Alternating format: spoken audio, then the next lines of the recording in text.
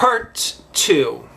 Well, when the time ran out last time, I was just lamenting the fact that the title of this book, the unauthorized version, makes it sound somewhat like it's a crackpot conspiracy, something like Dan Brown would write, when in fact Robin Lane Fox is actually a very well-respected scholar of classics and ancient history.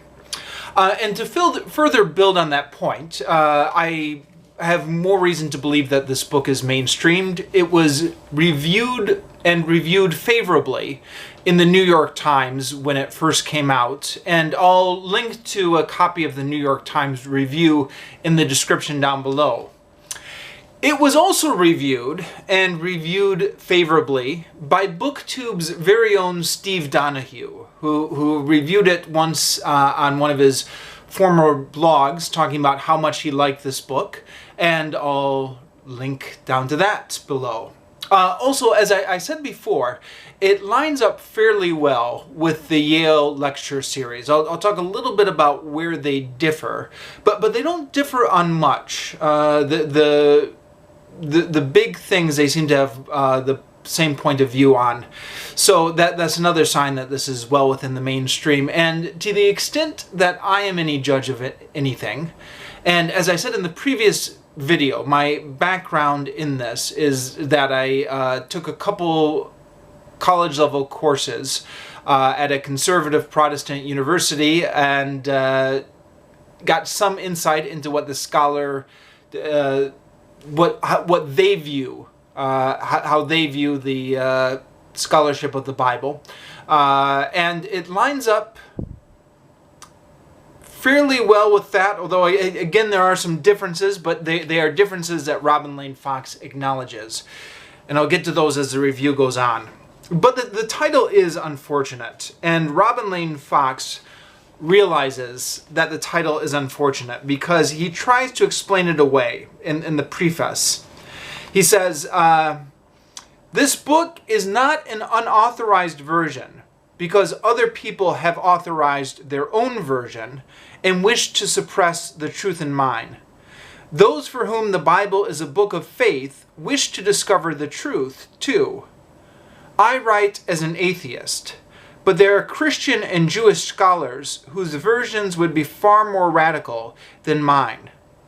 They will find this historian's view conservative, even old-fashioned.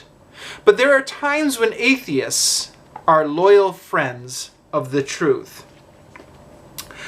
Now, that's actually fairly true. Robin Lane Fox is an atheist, but a number of the positions he takes on the Bible are quite conservative. I'll get more into this later, but I mentioned in the previous video that even my professors at the conservative Calvin College, a Calvinist institution, did not believe that the Gospels were written by Matthew, Mark, Luke, and John. Robin Lane Fox, surprisingly enough, believes that Luke and John were actually written by Luke and John, or at the very least a traveling companion of Paul and one of Jesus' unnamed disciples. That's quite a claim and flies in the face of scholarship, both atheist and Christian. And there are a few other claims like that, which seem to be giving an incredible amount of benefit to the doubt of church tradition or the truth value of the Bible. We'll talk about some as we go through this book review. On the other hand, it is interesting to see an atheist attempt to be so generous to the Bible. We've already reviewed on this channel atheists like Christopher Hitchens who are so hostile to the Bible that they get everything wrong. So it's an interesting perspective. We'll go through it together and talk about maybe what works and what doesn't. I should mention, actually, I'm starting to set myself up as an expert here, and I should stop myself before doing that. My background is, well I've already given it in the first video. I grew up studying the Bible, but as far as my background of biblical scholarship, secular scholarship, 2 courses at university. I've listened to the Yale University lecture series, picked up some bits and pieces from Bart Ehrman, and that is it. So don't let me stop me if I'm starting to sound like I'm positioning myself as an expert. I'm not. And by all means, correct me in the comments if I get something wrong. But I am going to attempt to engage with this book with the limited knowledge I have. Okay, let's get into the review. So this book disappointed me in several ways. I wanted a narrative history of the Bible with maybe some comments on what was true and what was not. And this book was not that book. Now, it's not really the fault of the book for not being the book I wanted to read. And in fact, the cardinal rule of book reviewing is review the book that you read, not the book that you wanted to read. That being said, this was not the book I wanted to read. The book I wanted would have taken me through the Bible stories in a simple chronological fashion, retelling the historical narrative, and along the way, commenting on what was supported by outside historical evidence and what was not. This book is not that book. Although, by the way, if anyone has any book recommendations for me, go ahead and leave them in the comments down below. But this book was more of an analytical framework than a narrative framework. Although it does get into some historical details, it focuses more on methodology. And again, as I mentioned before, in terms of what I was really looking for, those Yale podcasts or those Yale Open University lectures did a much better job of scratching that itch. So make sure and check those out. This book is also a mess structurally. I've read it twice now, and I still couldn't tell you exactly what the structure is. So instead of going through the Bible chronologically, Fox divides his book up into chapters based on subject area. For example, one section on the sources of the Bible, one section on the archaeological evidence, one section on what we can tell from other contemporary historical writings, etc. Now, for somebody like me who likes narrative, this structure means that the sense of story in the Bible was replaced by heavy analysis-based chapters instead, unfortunately. Also, the chapters themselves are not well organized. Fox will go on long digressions about whatever he feels like. I believe Steve Donahue, if I remember right, said in his review of this, which again I'll link to down below, said the appeal of Fox is that you can see him thinking on the page, or something like that. He thinks as he writes. It's an appeal and it's also a disadvantage at the same way. So Fox will go on long digressions whenever he feels like it. He will start a subject, abandon it as he goes on a long digression about something else, then return to the same subject, sometimes several chapters later. He repeats much of the same material, and occasionally he'll even repeat the exact same sentence twice. There was even one time where pretty much the exact same sentence showed up twice on the same page. This was from page 28. The second paragraph begins with this sentence. The gospel, therefore, assumes that Quirinius and King Herod were contemporaries when they were separated by 10 years or more. The very next sentence on the same paragraph, the very next paragraph on the same page begins with an almost identical sentence. Quote, Luke's gospel, therefore, assumes that King Herod and Governor Quirinius were contemporaries, but they were separated by 10 years or more. So, okay, it's not exactly the same sentence. One says the gospel, the other one says Luke's gospel. One says when they were separated, the other one says but they were separated.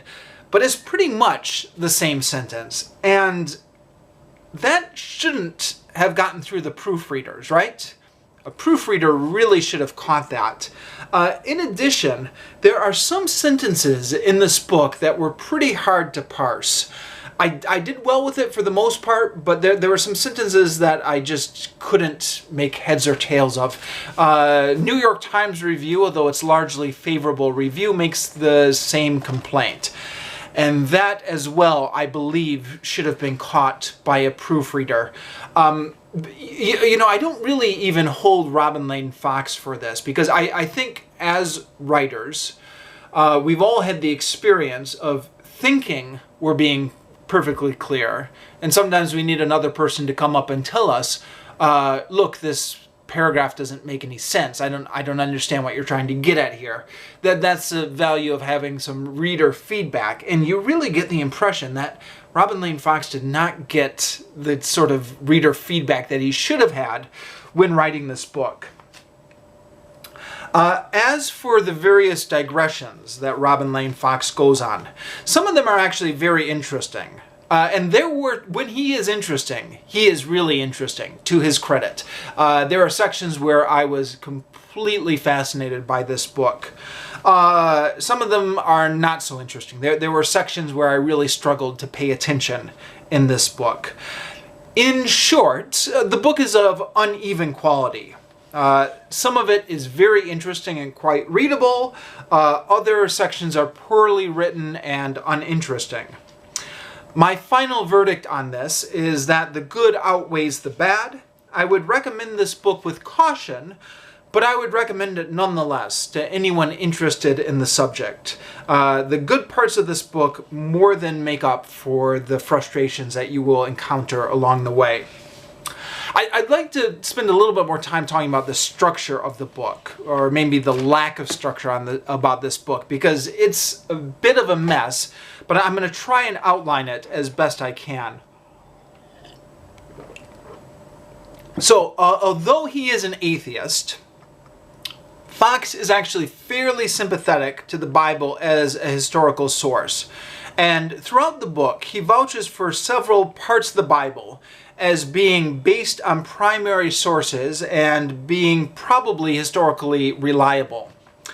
Now, when he says historically reliable, he means in the context of ancient history. So all of our ancient sources have to be taken with a grain of salt. I mean, how reliable really is Herodotus or Livy or any of the ancient sources? But in that context, Fox actually says that large portions of the Bible are, comparatively, a fairly reliable ancient primary source.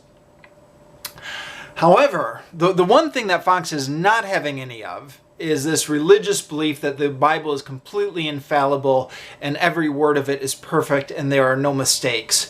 And, you know, there are large parts of Christianity that believe this, and I was raised in that tradition. And so the first thing Fox wants to do is completely demolish this argument.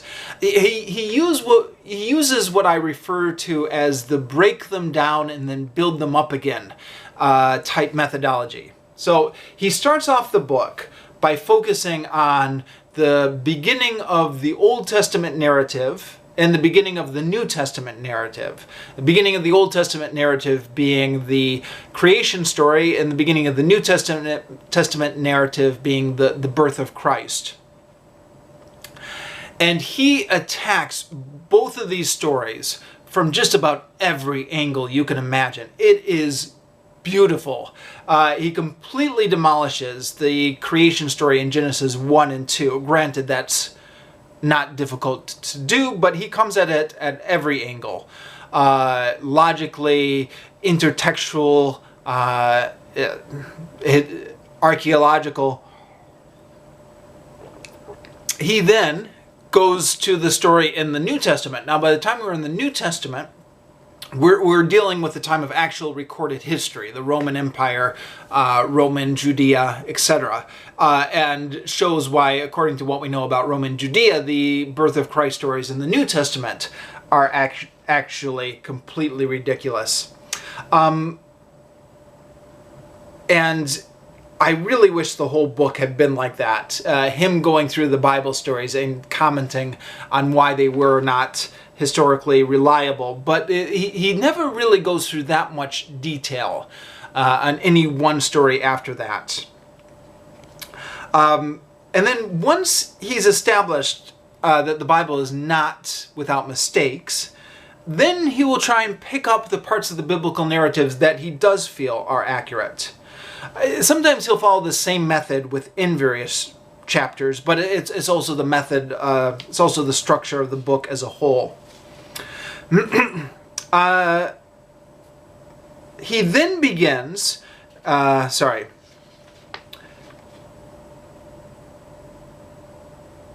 Fox moves from here into a very muddled and somewhat confusing description of where the narrative sections of the Bible probably come from. And here he gets into what is known as the jepd theory, and he completely makes a mess out of this because he never actually explains what it is. Now, here is yet another case where the Yale Open Lecture courses, the Yale course on the Old Testament by Christine Hayes, which you can watch here on YouTube, is much better, at least in terms of explaining this point. So, Christine Hayes starts at the very basics. She takes the Christian Jewish tradition that the first 5 books of the Bible were written by Moses. And then she starts pointing out some of the reasons that they couldn't possibly have been written by Moses. Some of the contradictions within the book, some of the language of the book talks about stuff like in those days or back in that land, which seems to be written from a different time period and a different perspective than Moses. So she talks about how even during the Middle Ages, Christian scholars and monks were beginning to realize that Mosaic authorship was not accurate. The first 5 books of the Bible couldn't have been written by Moses. Then she talks about how the contradictions and the fact that a lot of the main events occur twice in the narrative sections seem to indicate that the author is pulling on 2 different sources. And then she talks about how the language in the Bible indicates that there are 2 different sources. There's one source that refers to God as Elohim. There's another source that refers to God as Yahweh. I believe in the English translation this is often translated as God versus Lord, although it depends what translation you're reading. And then she talks about where this theory originated, 19th century German scholars, what are the strong points of the theory, what things does it explain very well, what things does it not explain very well. She just very thoroughly explains where the source theory, JEPD, comes from. Fox does not explain this well at all. In fact, he seems to start off from the assumption that his reader already knows what the 4 sources of the Old Testament narrative are. So, quoting from Fox, this is how he introduces the J source. He says, "Behind the biblical books, from Genesis to Numbers, lie earlier written sources, one of which was a great collection of stories, sightings of Yahweh, and tales of origin. Its author is known to biblical critics as the Yahwist, J, but the date and identity of this person are highly disputed." Now, he goes on for several more pages, but he never gets around to explaining how we know that there was a J. If you don't know the logic of the JEPD theory, then Fox really gives you no reason to believe it. On the other hand, I think what Fox does quite well, which doesn't come through quite as well in the Christine Hayes lectures, is talk about some of the different characteristics of the stories that we find in J. He talks about how J is more interested in just so stories, how things got their name, how things came to be. Talks about how the God in the J series is more anthropomorphic. It's a God that walked in the Garden of Eden with Adam and Eve. It's a God that shut the door of the ark for Noah. It's a God that meets Moses in the desert and tries to kill him. Another bizarre Bible story, but a story that's in the Bible, and from the J source, the Yahweh God. So again, they complement each other very nicely. And again, if you're interested in this subject and you want to make a study of it, I completely recommend tracking down this book and listening to the Yale lecture series courses both. Which is not to say that Robin Lane Fox can't explain things well when he wants to. Later on in the book, he gives an excellent summary of all the arguments for and against Paul's authorship of Timothy 1 and 2. And he makes it very clear, I think, to even somebody who's an outsider in the field. But equally as often, he drops the ball. Okay, so I was talking about the structure of the book. So he's going through the sources of the Bible, and then he goes off on a long digression to talk about ancient Hebrew dietary laws and the probable historic reasons behind them. Then he continues on through a scriptural history of the New Testament and Paul's letters. Then once he's done talking about the history of the texts themselves, Fox compares biblical historians to ancient Greek historians and talks about the differences between them and how they viewed history. Now, this is something that I never really picked up on, but it's interesting. It's something I kick myself for not realizing on my own, because I was, as I mentioned before, interested in ancient history and read some of it. Read some Livy, read some Tacitus, Appian, and the thing about ancient sources, even though they are telling wildly exaggerated stories, is they will often tell more than one version of the same story. They'll say, okay, well, this is a version that came down to me from over here, and this is a version that some other people believe, and then they'll maybe weigh them against each other and say which one they think is more reliable or why, which is something that anyone familiar with reading ancient history should be familiar with. What's interesting is that there's none of this in the Bible, which is why it's difficult to treat it as a historic source. The authors are not writing history, and they're not trying to write history. They're writing religious propaganda, so to speak. There is one version of the truth, only one version, and it comes directly from God. So I thought that was interesting. Okay, but then Robin Lane Fox doubles back again to talk about the sources of the Bible, and this time he's talking about the source E and J, the source E and the source J, back to the JEPD theory of the Old Testament sources. Now, why he didn't include this in this earlier section when he was talking about E and J, I'm not sure.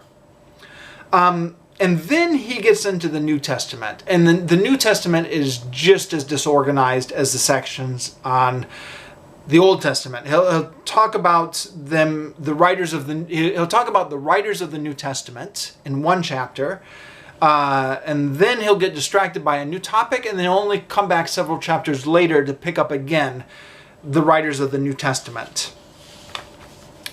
He has some chapters on the archaeological evidence and what that tells us about the historical accuracy of the Bible, and then chapters on what the other sources tell us, the non-biblical sources, the heathen sources, if you will, the pagan sources, and what these tell us about the same historical period.